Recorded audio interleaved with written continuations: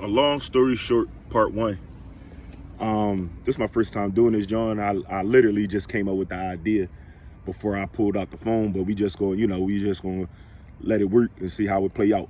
But a long story short, so I want to tell y'all a little bit about myself, right? So I want to start in my adolescent years, when I was about 10 years old. When I was about 10, I'm originally from West Philly. The first 10 years of my life, I lived in West Philly. Me, my mom, my sister, my aunts and all that stuff, we lived on the same block. But at around the year in 97, my mom decided to move. And I'll just speak on that real quick.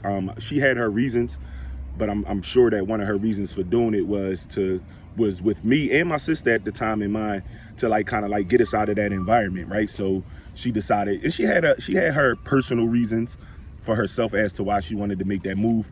But one of the reasons I know, for me, was to kind of get me out of that environment. It was a lot, it's the hood, so what that consists of. So just trying to make a better way for her family, right? So we moved to Kyle. So that's about, I'm going on 37, I'm 36, going on 37. So we talking about almost 30 years ago. One of the things that stick out to me about when we first moved to Kyle was we was the third black family on the block. The other two families I'm still very aware of. Haven't been in touch with them for a while, but they were there before I got there. And just over the past almost 30 years, I've seen the evolution of the town. It didn't take long. I'm gonna say within maybe the first 2 or 3 years is when all the white folks started to move on out, right? But my point is, right, my point is about myself is, I was a kid, right? And I was just, first off, I'll say this, I do these journal entries, these voice note journal entries where I just talk. So no matter whatever the topic of conversation is, I just let it flow and let it go. Especially since I ain't been doing no podcasting. That's how I've been kind of keeping myself sharp, is by doing these journal entries, keeping myself sharp and sane at the same time. But nonetheless, we the third black family there. I come from West Philly. I mean, I had white teachers, but I never had white friends, right? But nonetheless, I was a kid. So one of the realizations I had was it was so easy for me to adapt to that environment. You follow me? Even being one of the only black kids, if not the only black kid, right? To the point where, I'm 10, I had my crew of friends was all white boys. They might, if I'm 10, 11, 12, they a little bit younger. They probably like 9 or 8, you follow me? But we did everything. We played basketball, baseball, football. We did everything. But one of the realizations I had about myself was even then, right? Because even within my crew, we always played football, baseball. I would draw up plays for our team and stuff like that. You know what I mean? I always had this leader. My point is, I've always been a leader, no matter where you place me. And even as a young man, a young black man in an environment full of white people, I was always able to be myself. You feel me? And it's just amazing to me, you go through life and you trying to find your way with no guidance, and you have these realizations about yourself, this is who you are. I've always been a leader. My conversation with myself this morning started out about how my life has gone, even in corporate America. I excelled in corporate America without no goal. It just happened for me.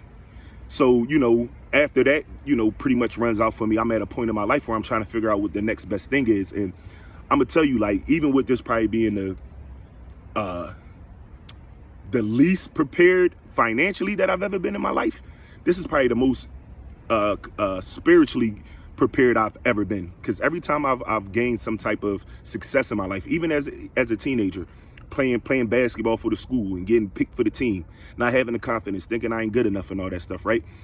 I always was able to find a way, and I didn't understand why. But as I'm getting older, I'm damn near 40, I said, because this is who you are. The thing that I missed out on was the understanding of it. I never had the understanding, and here I am almost 40 years old where the understanding is becoming even more and more clear. So even when I talk about, think about being one of the only black kids in your neighborhood, right? That kind of helped prepare me for even corporate America. I could show you how to move in a room full of vultures. You feel me? So it was easy for me to be able to adapt, and the thing is, I never sacrificed who I was. I've always been me. So I'll even share this, even in corporate America, through my success, I dealt with a lot of hate even there, because it's the perception was that I was a kiss ass, and I never been that. I never been a kiss ass, you follow me? And people just didn't understand how one person, especially a young black man, could be so successful without giving up so much of themselves. You follow me? Unfortunately, what became is, even the powers that be, they begin to realize that, and they begin to require just way too much out of me that I just wasn't willing to give up. But nonetheless, my point is, that's where that brings me up to who I am today, and the things that I'm trying to do and trying to build is purpose filled. So here we go. We talking about being a leader as a kid, even in an environment that I seemingly don't belong in. I was a leader in that environment. Then you put me in corporate America. I found out a way to be a leader in that environment. You know, then I move on from that, and here I am trying to build my own thing, and I'm a leader in this environment. You follow me? My point is that even if you don't know, you know, if you do the research, you do the homework, you can find out who you are. And that's just one of the realizations that I had for myself this morning, is that I've always been this person. No matter where God has placed me, no matter where I found myself at, you know, I've always been able to be who I am, and that's Edward Randolph. You follow me? And a lot of people may or may not understand that, and for real, it's not for everybody to understand, you know. But my point is, you know, you are who you are, you know. And my thing is, I've never sacrificed that. I've never tried, even in my imperfections. You know, I've done some things in my life that I'm not proud of, but it's a part of who I am. I had to learn. If it wasn't for those mistakes, I probably don't learn my lesson. So, you know, I say that to say, you know, I started off with my younger years. You know, I've been around a lot. A lot of people, even today, I got a lot of classic footage and memories, and people want to understand how, because I've been there. I was around. You know, I made this joke the other day about our championship game in '98, where I wasn't a key factor, but I was there. I could tell you the story. I remember the key factors of the game, you know, and I chuckled a little bit, like, you know, maybe, you know, subconsciously I was preparing myself for my life as a journalist or as a media personality, right? Because I wasn't in the game, but I was a part of the game, and I was able to see it, and I was able to document it for myself.